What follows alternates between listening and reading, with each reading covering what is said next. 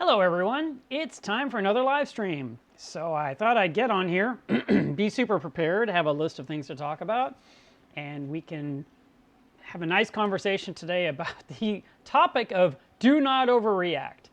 And I feel like that's kind of an important one, and it really comes down to perspective, because the question is, what is it that you are seeing, and is it something that you should be overreacting about? So I'm going to wait for you guys to trickle in, and then we will get started.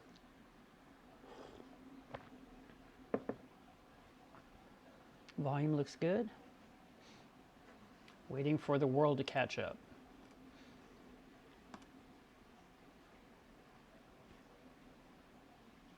It's crazy when I see 0 comments and reactions. It makes me wonder if the stream is even working.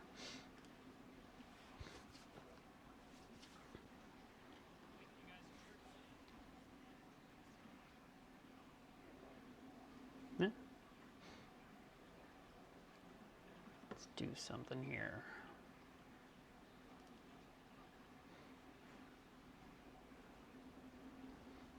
Let me know if the sound is working okay, please.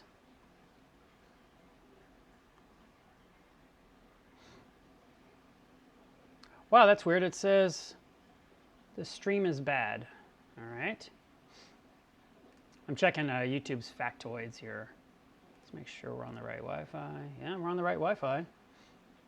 So is the stream working or not working? Let me know what's going on. In the meantime, I will kill some programs over on my end that may help give the computer a break. That's off.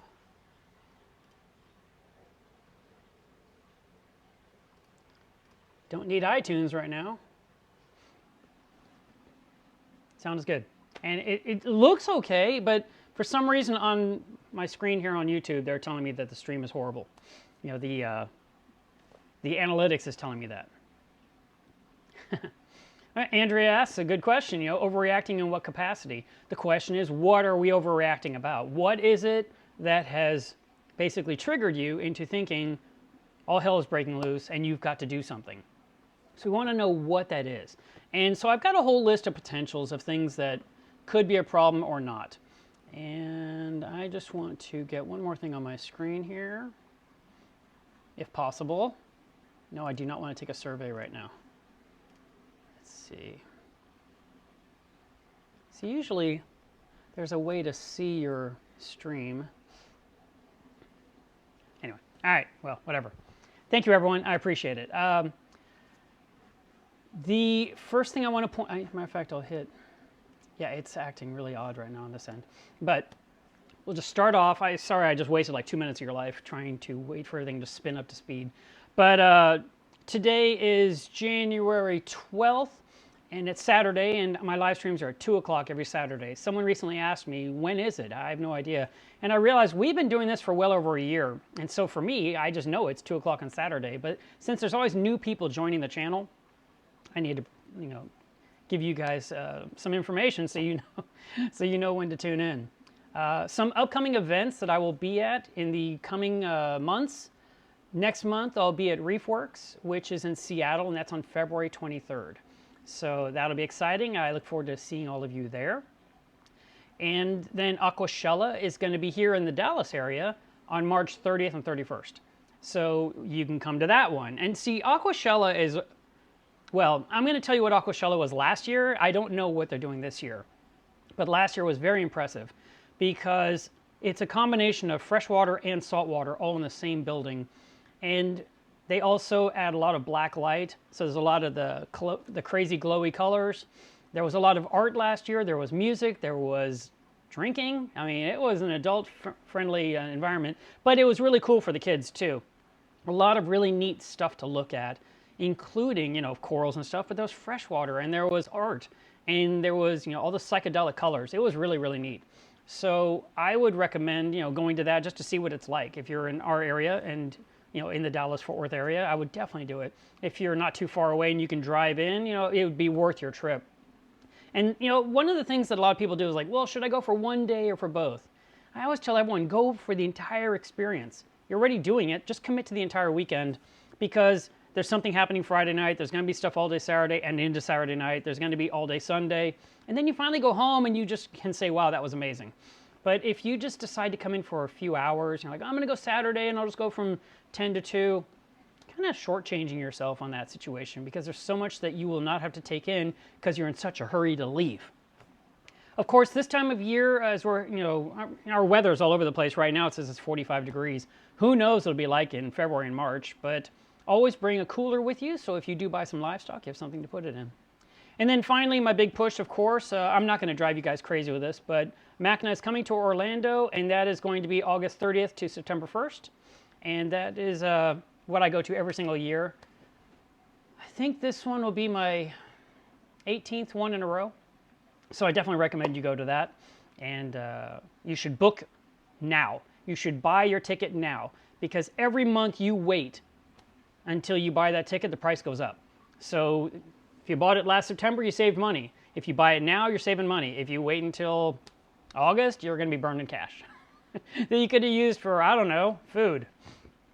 So I would definitely recommend that.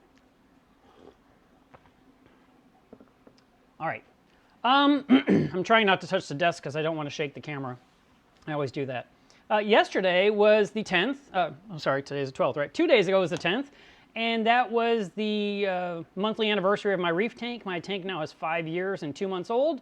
And, I just like to keep track of those benchmarks mentally. Do you track how old your tank is, or do you not really care? Feel free to let me know in these comments. But let's talk about the main subject, and that is about overreacting. And I'm going to give you an example. Let's say your tank's pH is much too high. So you freak out. But this is going to be the same question for every single one of these points. How's the livestock acting? Is it fine? Are the fish normal? There's no erratic behavior. The corals aren't closed up. There's no distress. You just have some random number that's really high that's freaking you out, but the livestock doesn't seem to care. Then you should not jump to any conclusions other than to continue testing and see what's going on. It could be you have a faulty test kit. It could be you have a faulty probe. It could be that some chemical was just added to the tank recently that changed the pH temporarily. Remember, pH changes throughout the day and night. But if you are seeing some crazy high number, like let's say 8.7 on your meter, and your corals are stressing with strings coming off of them, okay, you have a legitimate reason to be concerned. And of course, what would you do to resolve that problem? Well, I'm going to ask you these things today so you can start to think about them and kind of plan ahead. So when these things occur, I don't know, maybe you have a cheat sheet and you're like, what do I do if my alkalinity is too high? What do I do if my calcium is too high? And that way you can have a game plan and not overreact. And I'm going to try not to abuse that word too much in this live chat, but it's just an example. I remember one time I was trying to buffer up the alkalinity and I mixed up what the tank needed and I dumped it in all at once, and the pH shot up and all the SPS corals were stressed, and there was just like these webs or slime coming off all of them, and you could just tell they were miserable. And I mean, what are you going to do? I just sat there and I looked at it and I thought, oh, you're an idiot. So what could I have done to avoid putting myself and the reef in that predicament would be to not use all the solution at once. And if you were to put in some product and then wait 10 minutes, check the readings, and then put in a little bit more product, and then check the readings. You could even say, okay, I don't need to put in any more. I've reached my desired goal without stressing out the reef. But if you put in too much, is there something you can do to undo it? One of the go-tos that you often hear, and it's not wrong, is to do a big water change. But big could mean 50%. And some of you may have a hard time with 50%. I mean, I would. And, I've got a pretty good setup. But if I had, a really disastrous situation, I needed to change 200 gallons of water at once, that'd be hard. So it's better to add a little bit of stuff at a time and see how the tank responds rather than just using the full dose. And that is one of the things a lot of people have been telling me about this product that I'm about to try out in the very near future. I ordered myself a bottle of this. I did the math according to the instructions on the bottle.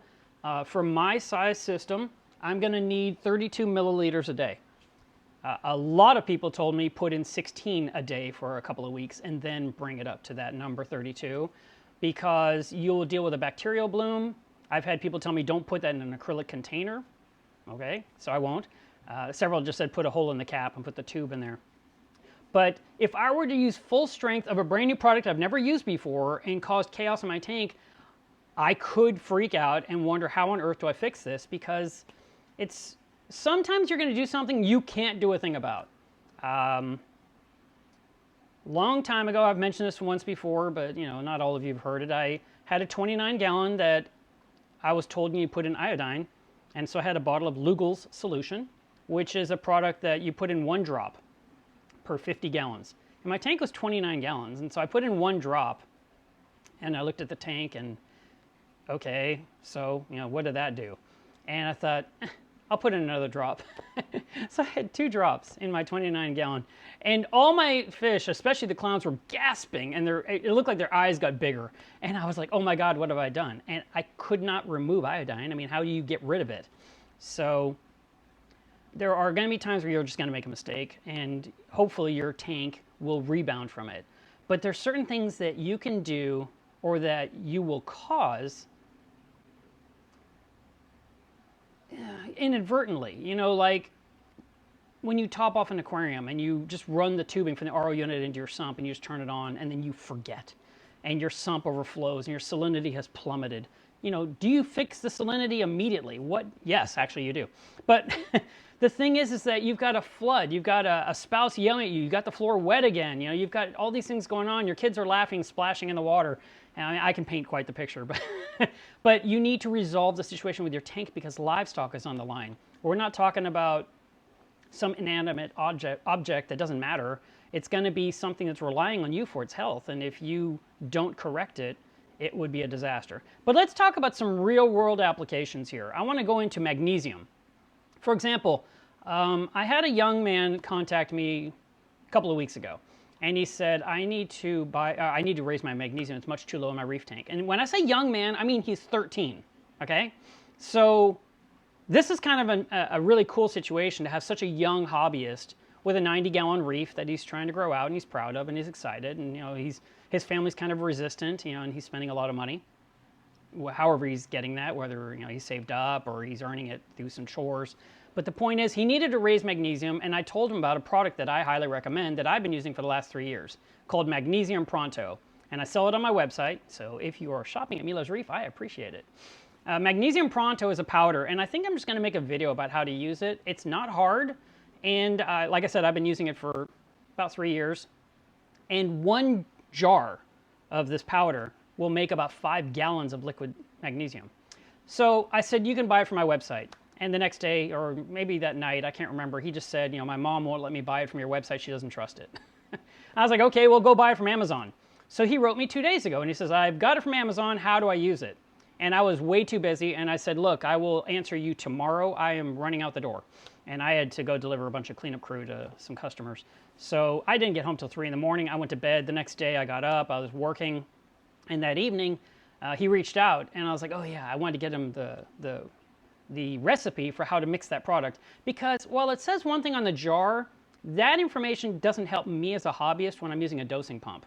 If you are trying to add a few teaspoons of powder, mix it in a cup of water and pour it in your tank to raise up 1 day's worth of magnesium, maybe those instructions would work for you, but that did not work for me. I wanted to know exactly how much I needed to mix with water to make a gallon. And so I contacted Julian Sprung at Two Little Fishies and said, let's do this. Give me some real math. So he did. We did some emails back and forth. I finally came up with a recipe, and that's how I mix it every single time. And so I was carrying that information over to him. Well, in the meantime, because I didn't answer him immediately when he asked, he went ahead and did his own math, and he was wrong. He completely botched it. And he used the entire container, which technically should have lasted his tank 2 or 3 years. He used the entire container with a 5-gallon bucket of water, which, by the way, is also not right. So he had super saturated magnesium. So I'm over here, I don't know where my notepad is, but I had all these notes. I was doing all this math. I'm trying to do algebra, but, trying to figure out how to get the right number for him. And I said, test your magnesium immediately. And so he did. And he also said, or before he did that, he said, there's another problem. And I said, what is that? And he said, I've already dripped in a gallon of that solution that I mixed up from the 5 gallons since midnight last night, which is basically 18 hours. So in 18 hours, he'd added a gallon of liquid magnesium to his 90-gallon tank, and his his LPS were all closed up. His fish were swimming around, his mushrooms didn't care, but the hammer corals and such were just miserable. And so I told him, test that magnesium, I'll wait. And when he came back, he was around 930 before he added anything, and now he was at 1330. So he raised it 300 parts per million in less than 24 hours, which is way wrong. I mean, obviously we don't want to do that. The recommendation of raising magnesium is 100 ppm per day, and he did it all in one day because he dosed. And if I had not talked to him, he probably would have dosed all 5 gallons thinking he was doing a good thing. But his math was off.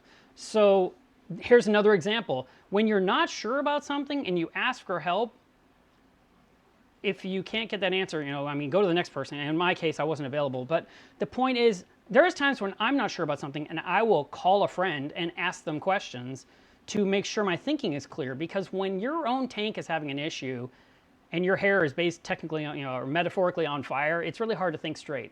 And you don't want to overreact. You want to stop and you want to look at the livestock. You want to see if the livestock's okay. I asked him that question first, how is it? And he says they're really unhappy. I'm like, okay. So once he told me the number, I said, well, there's no point trying to bring it down. That's actually the desired number, around 1300. So we're just going to leave it there and hope for the best. But stop adding any more and put what you have mixed up in a sealed container and store it somewhere, and you've got magnesium for another couple of years now, ready to use. And so, lesson learned. That was one of those situations where a mistake happened, and it wasn't a horrible mistake. It wasn't one that was going to make the reef implode because it actually got the magnesium to the target it belonged at. It just did it way too fast. So odds are his corals will recover. But it's always good to contact someone. If you can't get a local hobbyist or a buddy, call the fish store. Get up there and have them test the water too to verify your test kit is accurate. Now, something that happened twice last month was that alkalinity got too high in a couple of tanks of some people I was talking with. And of course they freaked out because let's say their target is 8. And they make a mistake and they run their dose too long and it brings it up to like 15 or 17. And now the tank is at a really high alkalinity. Again, my first question is, how is the livestock? And I'm going to compare this to my own situation because that's my own experience. When my reef crept up to 22 DKH, I couldn't believe it. I hadn't tested in a while. It was my own darn fault. And I tested the water and I was like, well, that can't be right. And I threw out the liquid and I did the test again. And I was like, it really is 22 DKH. And I'm looking at the livestock and all the LPS are open, all the SPS are open, all the anemones look fine, the fish are swimming right side up. And I was like, what the heck happened? So I figured out what caused it, stopped the bleeding, so to speak, so wouldn't add any more. But then what do you do? Do you bring it down from 22 all the way back down to 8 quickly to solve the problem? No, actually, I don't recommend that at all.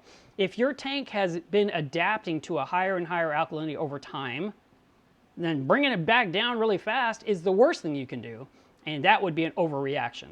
So instead, smart thing, test on a regular basis, get back on track, and lower the alkalinity a little bit and park it there, and then wait a week or two, and then lower it down a little bit more and park it there, and basically maintain it at that spot until you finally get back down to your normal target. And that is what I would recommend. But if for some reason, let's say for the example of the one where the dosing pump went wrong and just ran too long, too quickly, your tank's always 8, and it was 8 all last week, and today it's 15, and you're like, oh my God. Then what can you do to bring it from 15 back down to something closer to 8 relatively quickly, because the tank is actually freaking out because the overdose was sudden. It wasn't something that built up over time. Instead, this is a sudden shock, corals are in trouble, fish don't care. They never care. And then your mind is spinning. So there is a trick using white vinegar, which is the same stuff you buy it at the supermarket. It comes in a gallon bottle. I usually recommend having 1 or 2 bottles on hand, all the time because you can use it for cleaning purposes, and of course in an emergency, white vinegar will bring down alkalinity and pH. So how much should you be using to lower your number? 1 milliliter of white vinegar, I'm doing this from memory, 1 milliliter of white vinegar per 10 gallons of water will lower pH 0.3. So if your tank is measuring 8.7 and you put in the right amount of white vinegar to lower it 0.3, it'll get you down to 8.4 immediately. Okay, so same principle goes with alkalinity. It'll bring alkalinity down. And so let's say you whip out the calculator and you say, okay, my tank's 100 gallons. I'm going to need 10 milliliters of white vinegar. It's going to bring it down 0.3, but I'm way too high. I need to bring it down, like 0.9. Don't bring it down to 0.9. In other words, bring it down to 0.3, test the water in 20 minutes, maybe dose again, bring it down to another 0.3, test the water. In other words, take your time bringing it back down into shape rather than trying to hurry up and just drop it like a rock, because water parameters are supposed to be stable, not like the stock market. They should not be volatile. Okay, so I've talked about pH, alkalinity, magnesium. Those are all normal ones. Calcium is one that can get way too high. And if your sand, now actually someone just asked, did your sand turn to a brick? Nothing in my tank cared. It's the weirdest thing. I mean, the sand didn't get calcified. I didn't have weird buildups on pumps. I mean, everything is just the same. I joke about this, but it's true. My reef lives in spite of me. It has a mind of its own, and it will live. I mean, that's just its goal. So I just allow it. Now, if you wanted to, let's say you had calcium, and the calcium is much too high. Again, something went wrong, or the salt mix you use is always so high, you can't get it down into that target level. And the target is 375 to 425. So let's say your calcium is always at 500. Well, if you test a new batch of salt water and it measures 500, then needless to say, no matter how many water changes you do, it's never going to come down because it's the same amount going in as what you're pulling out. So I would recommend that you use a different salt mix that has a lower calcium ratio to perhaps bring it down that way. Also, anytime a parameter is too high on your tank, stop adding more, obviously. And this is something I just saw someone talking about on another video recently. Actually, I think it was the Neptune Systems live stream. And they said, in the old days, we had a rule that when you dose 2-part, which is alkalinity and calcium, it's always equal parts, 1 to 1. And they were making the comment, which I've noticed myself, that these days we're not really dosing 1 to 1 anymore. I mean, it's where you should start, but then as things change and as your tank grows and corals are filling in, you may discover you need to add a lot more alkalinity than you do calcium. It might have been, let's just say 20 milliliters, and you might be doing 2 milliliters and 25 milliliters to maintain the numbers you're shooting for. So if some way something goes wrong, a friend of mine, I think this was about a year ago now, she had a dosing pump that was held on inside her stand with those command strips, which is like a sticky gluey thing, and it let go. And it fell down.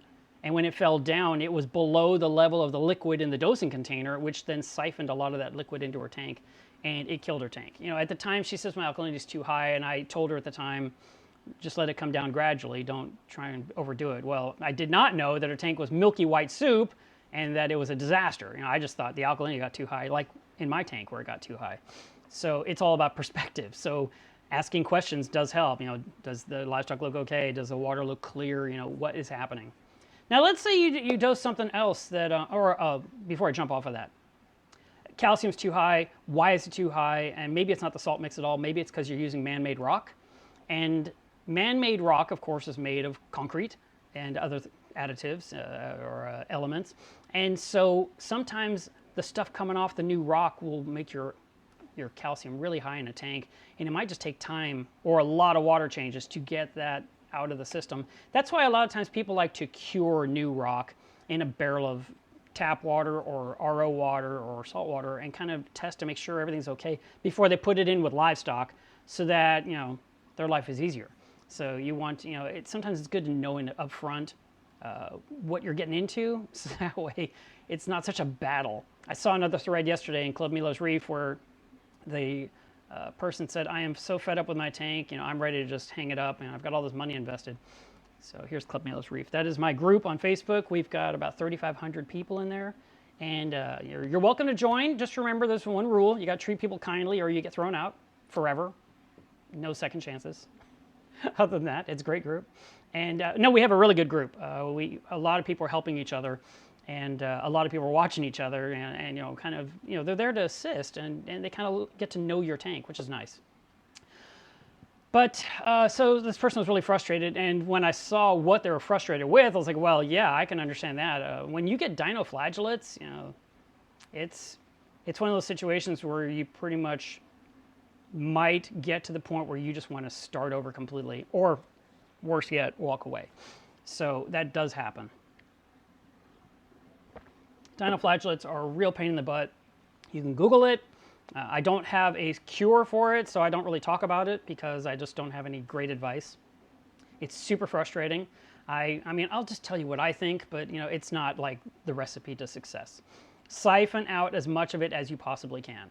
And I would use a very small diameter tubing so you're not sucking out a lot of water. Because one of the rules of dinoflagellates is don't add a lot of new water to the tank because you're feeding it. You're fueling it with new water. Whether it's new RO water or new salt water, whatever that... The dinos love the new stuff coming in. So you kind of need the water, I hate to use the word stagnant because I don't want you to think no flow, but the same dirty, nasty, simmering water. Don't give it more. So siphon out what you can, scoop it out with a net. Anything you can remove from the tank and clean off, whether it's power heads, lock line, heaters, thermometers, any PVC fittings, anything you can unscrew and take out of the tank and clean in the sink and get completely back to pristine and put back in your tank to eliminate or reduce the volume of dinoflagellates in your tank, I recommend. If you could maintain your pH around 8.5 for a long, long time, which is hard to do, that can help dissipate them. And there is some products on the market that will help in your battle, but they're slow. It takes weeks, maybe 3 weeks to get rid of dinoflagellates. Like with Fauna Marin's Dino X is a product that's on the market. I've never used it, but I was glad to see it. And I mean, if it works, I'll tell everyone to use it. So that one's a beating. And I can understand why that would really frustrate someone.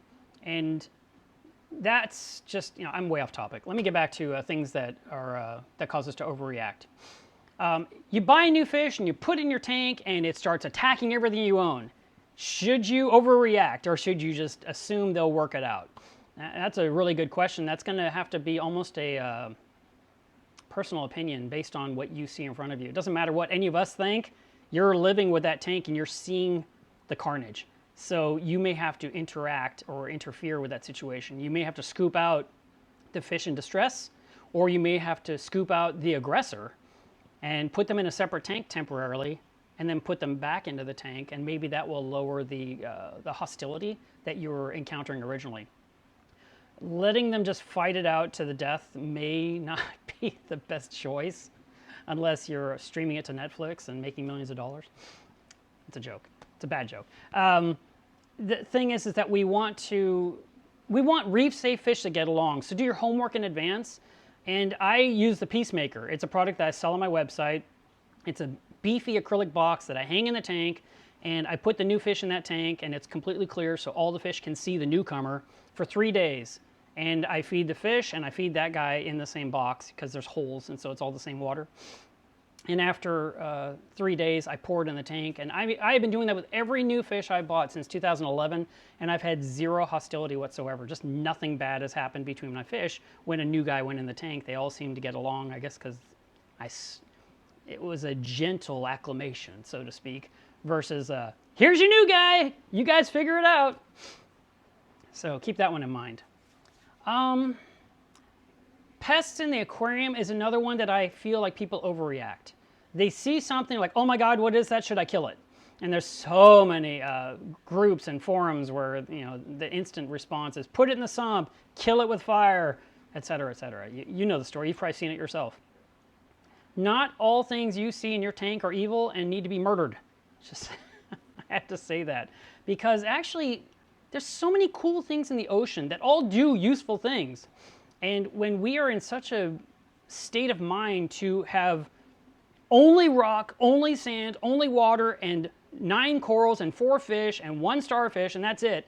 That mindset is actually not productive or conducive to success. And we used to buy live rock from the ocean, and it was covered in sponges and tunicates and pods and little tiny anemones, and you know, we'd get other things. We'd get aptasia, we'd get mantis shrimp, we'd get I don't know, sometimes urchins. Occasionally somebody got an octopus. I mean, you got cool critters. And so if you had a pest, you removed it. It wasn't the end of the world. It wasn't. If I had ants in my house, I wouldn't burn the house down. You know, I would kill the ants. I would get rid of the ants. That's all I would do. I would not overreact. And this is a perfect example of where I think people are just taking things way too far, trying to avoid every possible thing. And I'm noticing that the sellers of rock these days are using it as a selling point. Don't add pests to your tank, use our rock. I'm like, yeah, I get why you're saying that. And it's true. I mean, you're not going to add pests from dead rock. I mean, there's no way you can. But you're cheating your reef out of some really cool stuff. When you get new corals, you may get some interesting algae. You may get some interesting starfish. You may get some interesting pods, or you might get some ugly worms. Who knows what you'll get? I mean, it's possible. And there are people. Now, here's something. I'm glad I thought of this just now. I thought of it before the stream. I didn't put it in my notes. When you are in a situation, I want you to ask yourself, what would a hobbyist do if they'd been in the hobby for 20 years and they're dealing with this problem? Versus, what am I going to do with this problem right now because it's freaking me out? You know, just take a second to think about someone that's had more experience than you. How would they handle this? Would they just deal with it? Would they not even skip a beat? Would they ignore it? You know, and then ask some questions and just kind of go at it with a calm attitude rather than a freaking out stage. That's really, you know, the whole point of this whole conversation is just take a step back, take a breath, look at everything, and see, is it something that absolutely has to be solved now, or can you deal with it later, or, you know, and then act on that decision. And I think if you can approach it that way, I think you won't be as stressed, and I think you can enjoy the hobby more that way. So that is my advice for you guys, because I know how frustrating it can be when something's going wrong. Now, let's talk about the pests in the aquarium, because there are things you can do to solve pests, and then there are things you can do that will kill all your stuff and the pests. So I want to emphasize this next part is going to be specific about a certain pest rather than everything. Acropore-eating flatworms are basically almost invisible until you see their bite marks on your acros. Now, when you look in your reef and you see these little sesame seed-looking bites all over the side of an acropore, that is a clue. And if you happen to see an egg mass, which are little tiny eggs all clustered together in a mass, that's another clue. But let's just pretend you have 50 SPS corals in your tank, and you see one coral with bite marks and egg mass, and all the other corals are fine. And remember, this is your tank now, and you've got the 50 corals, and you've got one infested. What should you do to solve that problem now? I want you to just think about that for a second, because the answer should be really obvious. And then I'll tell you the answer.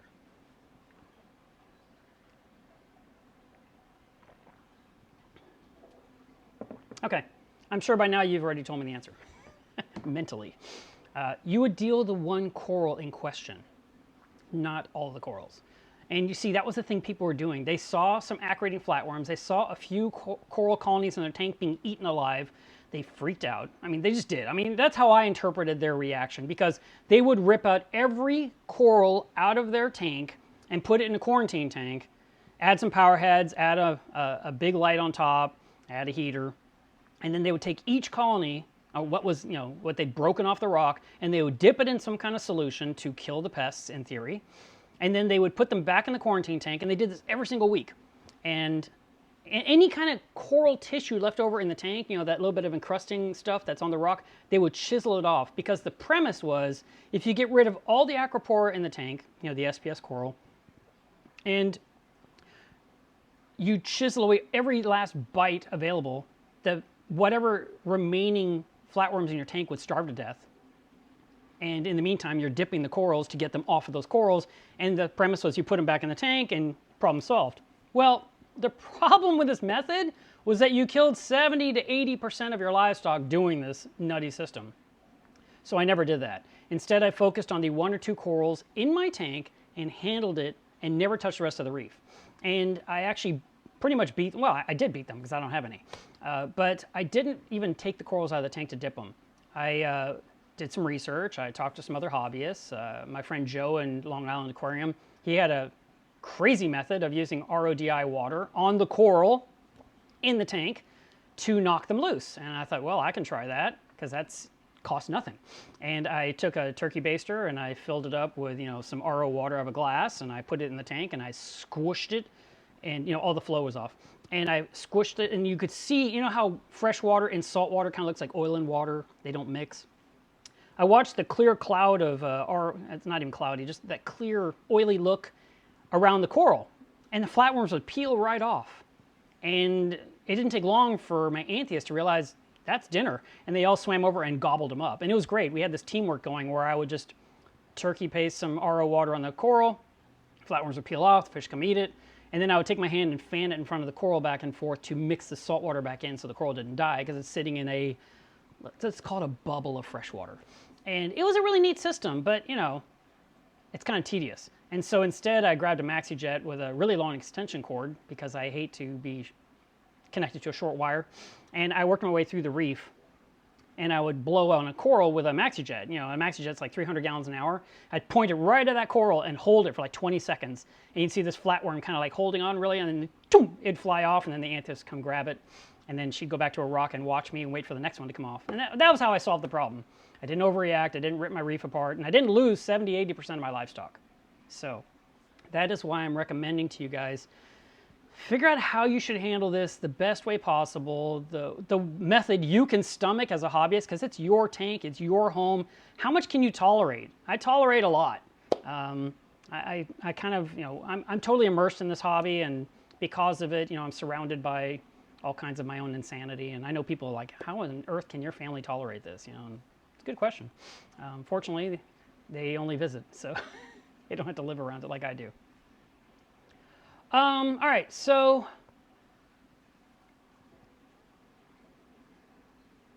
let's talk about another thing that can happen, and this is an important one.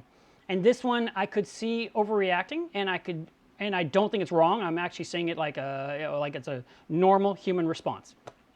You've put lanthanum in your tank to kill phosphates, and to eliminate phosphates, to export phosphates, and your prized fish are dying. They're on the bottom of the tank and they are gasping and they're miserable.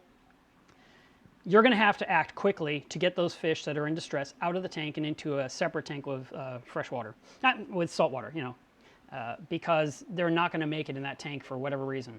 And I want to go into lanthanum for a reason, because number one, if you've had fish for 5 years and you're a GFO user, and then you got a guy on YouTube telling you should be using, Phosban-L, Phosphate RX, Phosphate E, I think is Brightwell's version. There's all these products on the market that use lanthanum.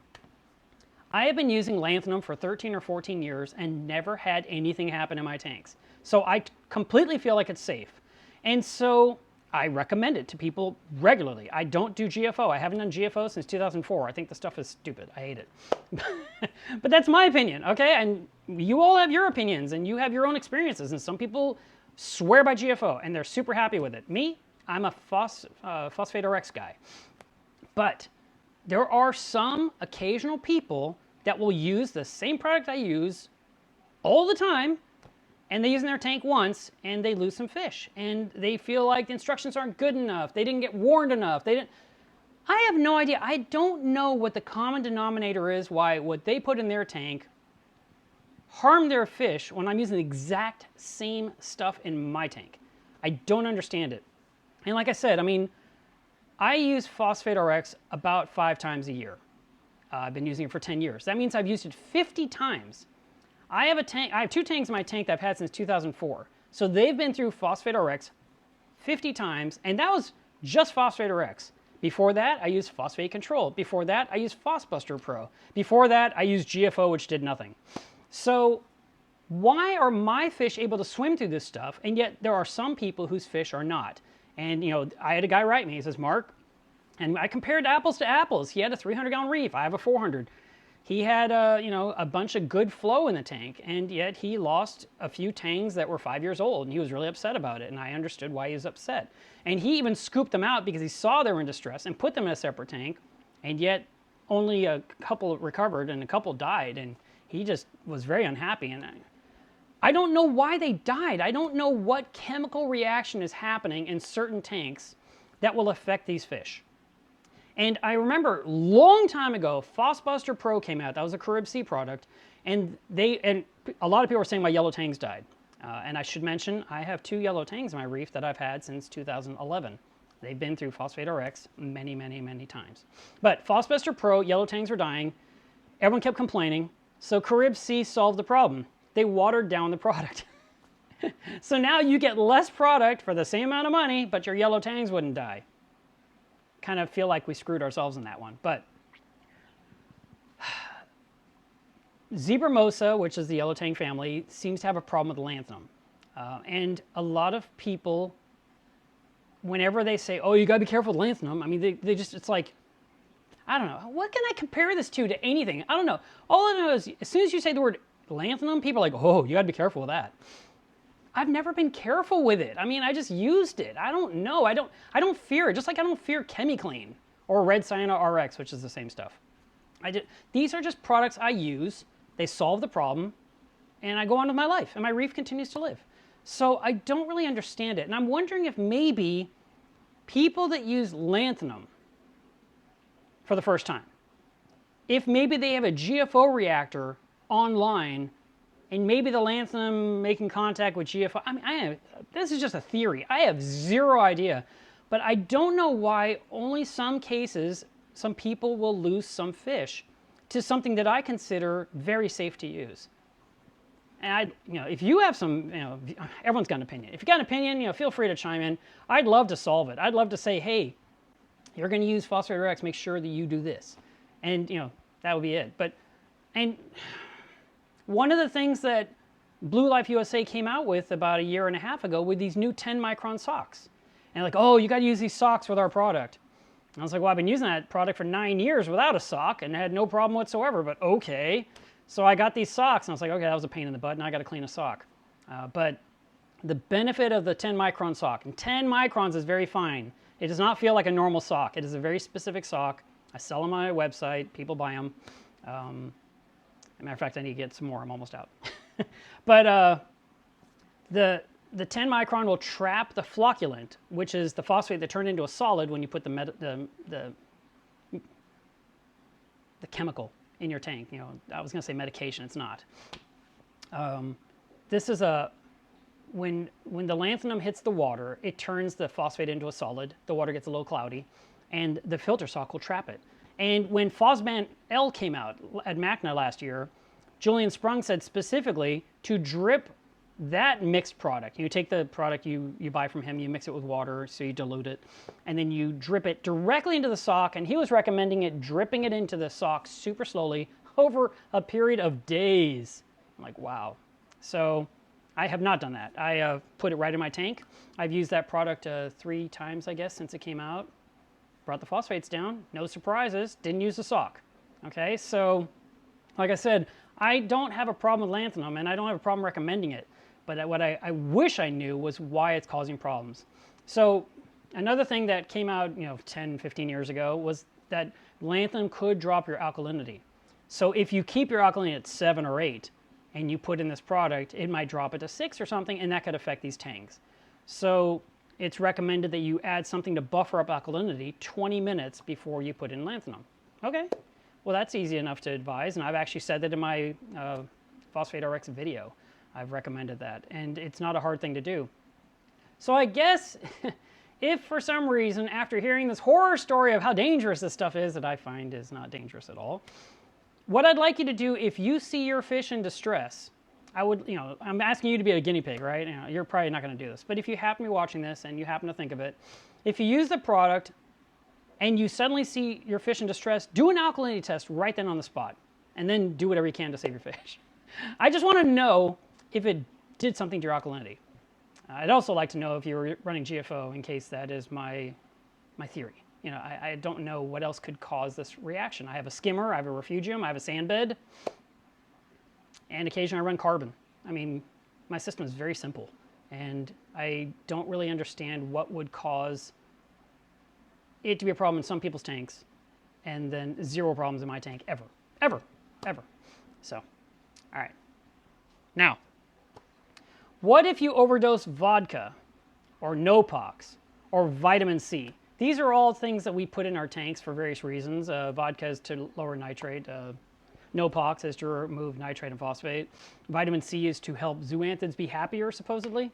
And I have overdosed vitamin C before. And my ORP is measured by the Apex controller, and the ORP plummeted. It just dropped like a rock. Normally it's like 350, 360, and it was down to like 190. And all my LPS corals were like this. They were just closed up tight as, as could be. The SPS corals didn't seem to care, and I wasn't sure what was going on, so I called a friend and had him ask me a lot of questions because I couldn't figure out what the heck I'd done that day. And he finally said, "Did you dose vitamin C?" And I was like, "Yeah, actually I did." And he said, "How much?" And I was like, "I don't know, 3 teaspoons or so." And he was like, "How much do you normally put in?" I was like, "I never put any in."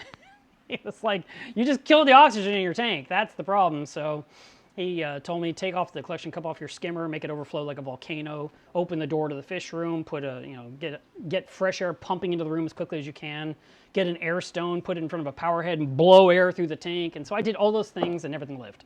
So I got lucky. But it was such a non-thing to me because it's vitamins. I mean, vitamin C, who knew that you could use too much and cause chaos in your tank? So these are some things that I just wanted you to be aware of. Again, the most important one is going to be if your alkalinity and pH gets too high, that you can use white vinegar to bring it down relatively quickly.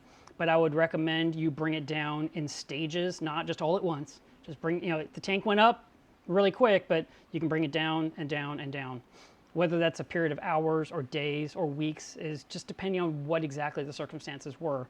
But I just would not say, "Oh my God, this number is so huge, I have to fix it today," and then just get it back down to that, because you may lose a lot of livestock in the process. I hope that that helped you guys, because I felt like it was an important topic. I've done a live stream before about being patient, where we wait for things to recover, or we don't rush into things. But I didn't feel like we'd covered this one, which I feel is such an important topic, because I don't know, maybe it's just the way I read the punctuation in the posts, and people are just, I just picture like they are just running around freaking out, and their tanks can usually handle a lot more than they think. It's just, we need to get it under control and get it back on track as best we can with reason, and that way your livestock can adapt and adjust and not be shocked. We don't want to shock the livestock. Okay? So that's wow, I talked about that for about 45 minutes. Let's answer a few of your questions. This live chat's been going for some time now, so I'm just going to look at the latest here and see what I can to answer.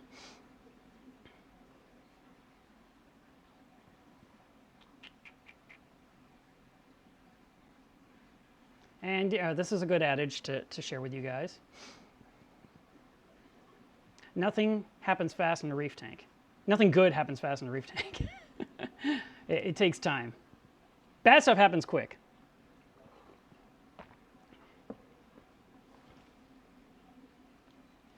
This week I ordered a massive, oh, by the way, in case you weren't aware, I shared it on the community tab on my channel. I did a live stream with Reef Dudes on Wednesday night. It's about an hour and a half, and we talked about cleanup crews. And I had just ordered in over 1,000 critters for some of my customers, and I got myself some at the same time. And I bagged up all their livestock, and I made sure everything was there so that nothing was missing. And then I went to deliver them, and I didn't get home till 3 in the morning. And when I got home, I had a bucket full of livestock, which I shared on Instagram. And the livestock was in that bucket too long. I should have added an air stone. Instead, I added a very small power head that I thought, that'll keep the water circulating. I put it on top of a styrofoam cooler so it was insulated from the floor. I threw a towel over the top and walked out the door because I know it'd be gone a few hours. And it ended up being gone much longer than I planned, 6, 7 hours. And what happened was all the snails got all over the power head. It looked like a beehive, and there was no flow. And so everything was miserable. And I was like grabbing livestock at 3 in the morning, and all these critters and putting them in all my tanks. And I didn't do a great job of acclimating them like I should have. I should have been, I would learn my lesson. I mean, I know what I'll do next time. But I was kind of putting the customers first and put myself last, kind of put my livestock, my new cleanup crew at risk. I mean, one of the weird things that just happened was I bought a diadema urchin, put it in the frag system, which is only a 60-gallon tank. Never saw it again. I mean, poof. And I'm still waiting to see if it's going to appear, but I have no idea. Of course, I added it in the dark. You know, I had just the glow of the Vortex lighting in there, and I was just like, bloop, put him in. And I have no idea where he went, and he was about that big. I mean, how do you lose something that large in a small reef tank?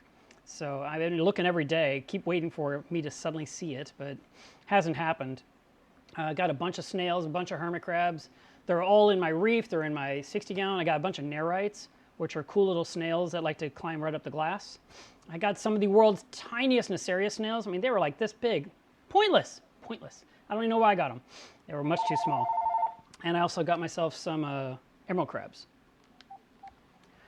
So I can just tell you, if you get your livestock, get it acclimated into your tank quickly. Don't be like me. Ah, yes, I see we're back to the no-pox topic. Yeah, there's a lot of conversation about this product. This has been around for years, and I have just never used it before. So I posted on Instagram and Facebook and asked people, what kind of advice would you give me? And there's been a lot of conversation. Yeah, a lot of you have lived through it already, where I have not. But my goal is to lower my nitrate, and that's why I got it. My nitrate's been really high in my tank, but I'm not going to do anything until I grab one sample of that water that's in my reef and send it to ICP for a test, because that tank hasn't had a water change in over a year, and I am super curious what they're going to find in that water before I start adding something new that will change things. So I'll of course let you guys know what my results are. I need to get the kit, and I got to mail it off, and then wait however long it takes to get the results, which I don't think is that long. But I am excited to use this, and I'm glad I asked the question, what do you guys want, recommend, or what do you avoid? Like I said, a lot of people said to use it at 50% of its strength. You could say the exact same thing about lanthanum. Just because a product will drop down phosphates, 0.5, doesn't mean you have to drop them 0.5. You can drop them 0.1 for one day, or 0.25, and then do it again in a few days if your tank still needs it. I'm not trying to get zero nitrate. I'm trying to get down from 50 to something like 10 or 20. So I'd like to just get them lower. I had one person write me from the other side of the planet. He goes, Mark, why are you even doing this? Your corals are beautiful. I was like, yeah, well, they've adapted to it. They're living through it. But the thing is that when I buy a new coral, that new coral is in much better water than mine. And I put it in my tank, and it's like, ugh. So it's really hard for it to adapt to the higher nitrate, I think. So if I can get my numbers down to something a little bit better, I think it'd be better health-wise for everything in my tank. I just think it's been too long, so I want to bring them down. I don't know. I've heard of Saporax, but I don't know what it is. So, there's people out there saying use methanol, mix it with water, use vodka, use vinegar, use this. I've done the vodka dosing in the past. I just wanted to try this because I've never tried it. That's why I got it. I bought a bottle. It's like a month's worth for my tank. Maybe because I'm going to dose it at a lesser strength, maybe I'll get a month and a half out of it. And if it makes my nitrates come down some, I'm going to call that a win, and I will be able to say something good about this product.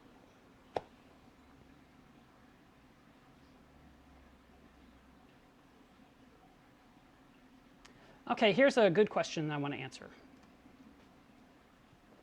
These pictures are huge on here. Is that normal? I don't know. What is it doing here? Let's see if I can I shrink that down? Oh, I can. Well, then the words get small. That is so odd. I wonder why it's doing that. Anyway, my phosphates are reading 0 with my phosphate reactor. So how can I bring them up? Well, you could use less stuff in your reactor so that it's not stripping as much out, and that should allow them to come up slightly. And you want to have a little bit of phosphate in your water. Like 0.03 ppm is what you want. I did mention this before briefly. It's in the back of my head. I just remembered.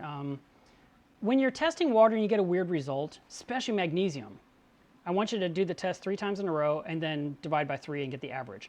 Because that is one test that you could do wrongly or incorrectly, and you could end up with a false reading. you know, like a really high reading or really low reading, because there is a good, I forget the right verbiage for this, but there is an error margin that, depending where you make the mistake, it can really skew the results at the end of the test. So always test 3 times with magnesium. With salinity, if you get a low number or a high number, just test it a second time, make sure it's right. You know, always double check your numbers. Double check the age of your kit. Make sure, you know, if you're using some kit from 1980, get rid of it and buy a new one and test, you know, and see what's going on. But again, it should always matter what is the livestock doing before you make a determination what to do with your tank.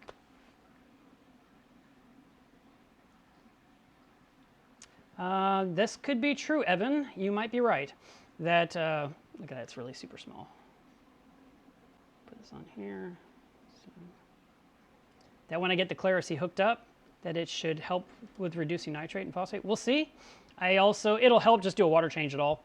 But I don't want to change it now because I'm really curious what's in the water. But as soon as I get that water sample out of the tank, I can do what I want. And I'm planning to clean out the sump. Matter of fact, I am planning on replacing the sump.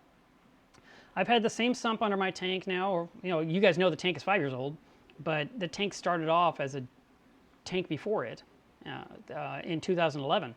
So that sump is 8 years old now, and I want to replace it. And I want to do something different with the plumbing, and I was thinking, what cool thing could I do for 50,000 subscribers on YouTube? And I thought, replacing the sump with a newer one, that would be cool. So that's on my, my wish list for the next couple of months to get that built and get it ready for that time, because we're around 48,000 subscribers. So I got about 2,000 people before I have to do this. And when I do that, I will take out a lot of waste, because there's a lot of detritus in the sump that's been sitting there gathering up that I've been ignoring. It's under the skimmer, and it's, you know, it's some in the refugium. And I just kind of want to clean it up, change the layout slightly. And I might even replace my top-off container. I've had the same one under the tank also since 2011, and it's too tall. It's so tall I can't reach in to work on it. It's impossible to work in. It's pristine, but when I have to like replace a pump for the auto top-off, it's impossible to get to. I'm using a coat hanger, and I'm trying to fish the pump up to the little tiny access door I have to get my hand in this far to grab a pump and hook a tube and then drop it in, and it's quite the hassle. So maybe we'll replace both of those at the same time. But yeah, the detritus, any kind of detritus gathering up in your filtration down below can add to your nitrate and phosphate issues.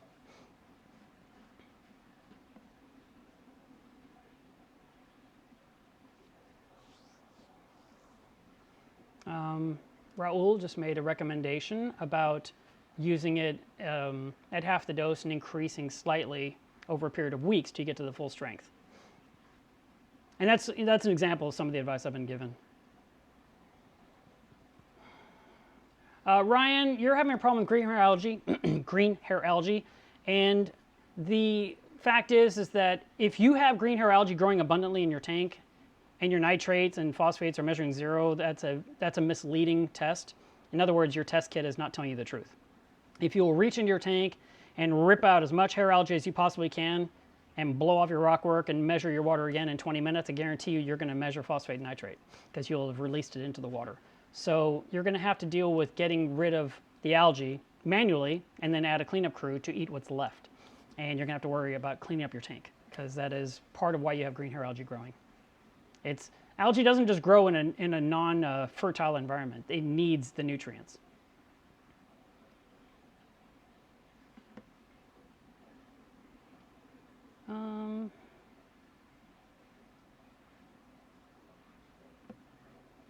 Sean asked a good question. Why is everything so small? Sorry, guys. I did that one time. He says he's new to saltwater. I can tell because your profile picture is a freshwater fish.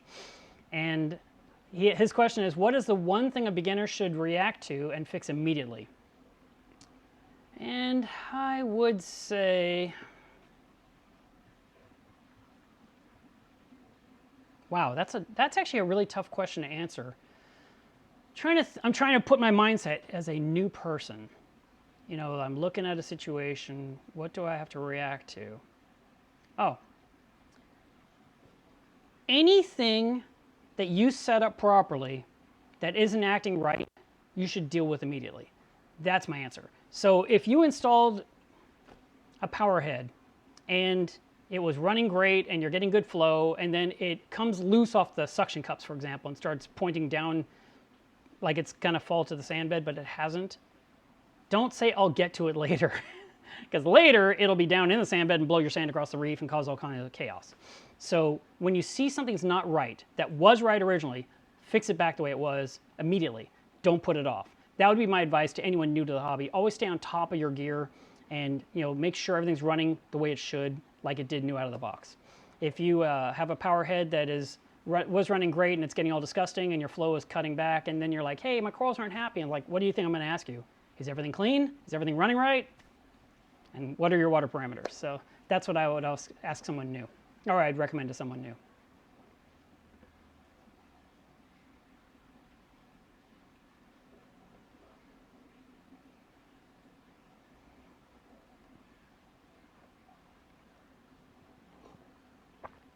Oh, one more thing. Boy, I hate that these thoughts come into my head after I've talked about the bulk of it, because I feel like people have stopped listening, and so they're going to miss on these nuggets of truth. But I very much recommend to anyone that has a reef tank to always buy one bottle of Prime and have it under their cabinet every single year. Every year. Just get a new bottle every single year and have it ready. Prime is a product made by Seachem, and it locks up everything. It locks up nitrate, nitrite, ammonia, chlorine, chloramines. It's a great product for emergencies. It's completely reef safe. One capful of the entire bottle, just the little cap, treats 50 gallons. So one bottle will last you a very long time. But if your tank is ever in distress and you're concerned about what's going on, add a capful or two. I'm saying a capful per 50 gallons. So how many gallons your tank is. Put that in there to help lock up the bad stuff while you're dealing with what's next, like a water change. And that will definitely help to protect your livestock instead of letting things just spiral out of control and domino effect and start killing things left and right. So Prime.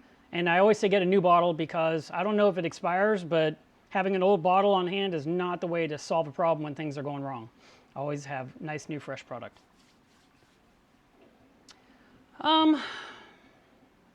I have on my list of things under overreacting. I didn't talk about it, but I'm going to talk about it anyway, because it's reality. When the power goes out, should you overreact? What should your reaction be to a power outage? How should you handle it? Should you let it go? Should you ignore it? Should you jump in with both feet? What do you got to do? I have an entire topic about what to do in an emergency. And I just feel like in a power off situation, you need to decide what is best for your circumstances. My household has battery backups everywhere, and I also have a generator. And the battery backups take over. They're built for my pumps. I mean, these are like, I'm using Ecotech battery backups for Ecotech gear. You plug it straight in, and when the power goes out, the battery just takes over and keeps the pump spinning and keeps the flow in the tank, which is what I want. I also have a battery backup on my Vectra return pump on the frag system, so if the power goes out, the return pump is still moving water through the entire sump. So I don't have to worry about it immediately. But after about 15 minutes or 45 minutes, usually around then, I'll just go ahead and I'll pull out the generator and fire it up. Usually when I bring up this topic, people say, why don't you have a whole house generator? I'm like, well, I haven't spent $7,000 on one yet. So that's why I don't. I don't have natural gas. I don't have propane. I don't have anything here but electricity. So if I get a generator, it's going to have to be propane, which means I have to have a giant propane tank next to my house to fuel it. And it's just, I haven't done it. Will I do it someday? I might. I might just decide I got to have one. Maybe I'll find some great deal one day. But for now, I use a gasoline-powered generator. One tank of gas is 12 hours. So I can fill it up with 5 gallons of gas, go 12 hours. I can have 5 gallons on hand. That's another, I have a day's worth of power that not only takes care of my reef, it keeps my internet going, keeps the television going. At night when the lights are off, I can plug in the refrigerator and keep the fridge and freezer going. So that is my solution. You may say, well, I can't do any of those things, Mark. I live in an apartment. I don't have a patio. There's all these different things. Air bubblers to add some oxygen to your tank and a little minimal circulation is a good workaround when you have a power outage. Taking water out of the sump in a pitcher and pouring it in the tank on top so that it drains back down. Doing that every 15 minutes for as long as it takes could help. I've seen people do things like use a cordless drill and put like a wooden spoon in there and beat the water. There's a few things you can do, but you do need to do something. A stagnant tank will be a dead tank if it's unattended.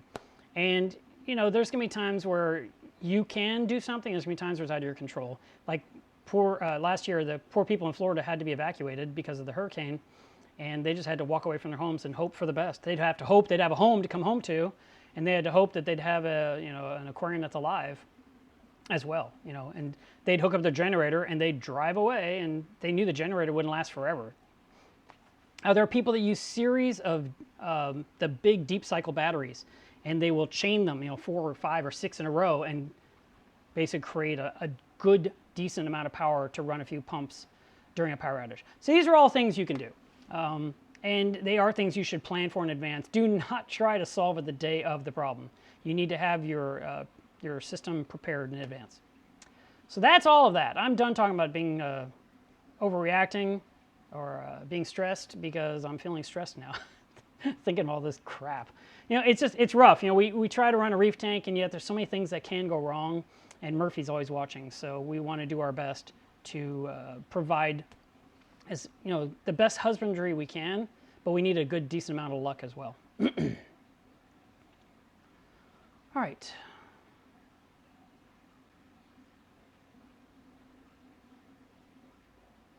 .007 says he's late, and what did he miss? Everything.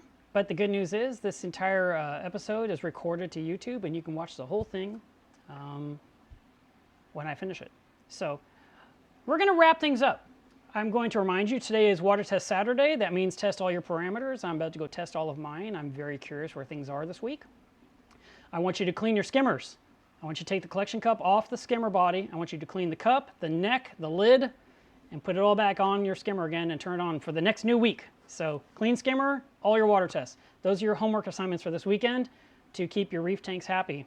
And once you're done testing, you know, let's see your parameters.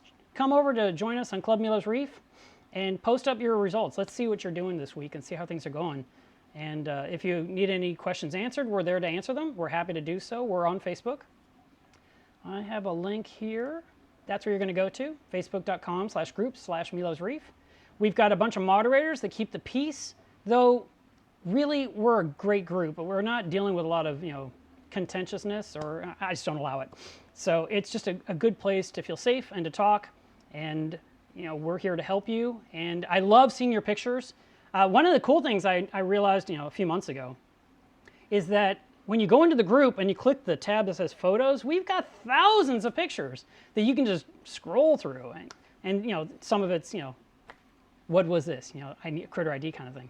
But there's some really cool coral pictures in there too, and equipment pictures and lighting pictures. So if you're curious about stuff, you just want to explore, that folder is ridiculous. I can't believe Facebook hosts all these images you guys upload. I mean, what are they doing with it? Because, you know, you say, oh, well, Facebook's going to use them. Like, well, it's in a closed group. It's not, you know, Google can't find it. It's not open to the public. It's open to the group. So I don't know how that benefits their business model, but you guys, you know, we're spoiled. We get to just upload wherever we want, and it's all sitting there as a repository forever. So I was asked if I would get a Trident. I think I will. I do see that in my near future. I'm excited. Trident is a device that is made by Neptune Systems. It's to work in conjunction with the Apex 2016. It measures alkalinity, calcium, and magnesium multiple times per day. It tracks all the data inside the Apex Fusion software, so you can see your results. 2 people got Tridents this week. 2 out of the entire world. Because they're still testing them, and they're testing with real-world hobbyists. So 2 people got them, and they're going to be playing with them for, I don't know, 6 weeks. And then if all goes well, then it'll go out to the NSI group, which is, I forget what it stands for, but it's the Neptune Insiders or something like that. And they get to try them for like 6 weeks or so. And if everything comes back good, so let's just say 12 weeks maybe, they could be coming to market. So that's kind of exciting. It's been something that a lot of people they can't wait for. And, you know, I always tell you, just calm down. When it's ready, it's ready. You know, be patient. I'd rather get a product that works than get one that that doesn't work, that's driving me bonkers. So I would definitely, I'm looking forward to seeing the final result. You know, it's something we got to see the concept several years ago at MacNine. Was it 2 years ago or 3 years ago? Jim Welsh came up with the concept, and it was so neat. And Neptune saw it and say, "Oh yeah, we're going to make this thing," but they want to make sure it works. So I'm not defending them or the whole debate. It's so stupid. There's a product that's coming to market. They're working on it, and when it's ready, it's ready. That's the bottom line. So let's just be excited and patient at the same time. It's like a Christmas present that you won't get on Christmas. So that's about it. But I'm looking forward to seeing it, and I'm looking forward to trying it out myself. And as far as I know, they don't come with a shelf of any kind to set them on. So maybe I'll make little shelves and sell those for my website. I don't think they'd care. So that's it, guys. I hope you have a great weekend, and I will see, let's see, today is the 12th, so I guess next Saturday is the 19th. I should be doing a live stream next Saturday. I don't think that there's any reason why I won't. So I will see you guys next week, and thank you very much for tuning in, and have a great weekend. Bye, guys.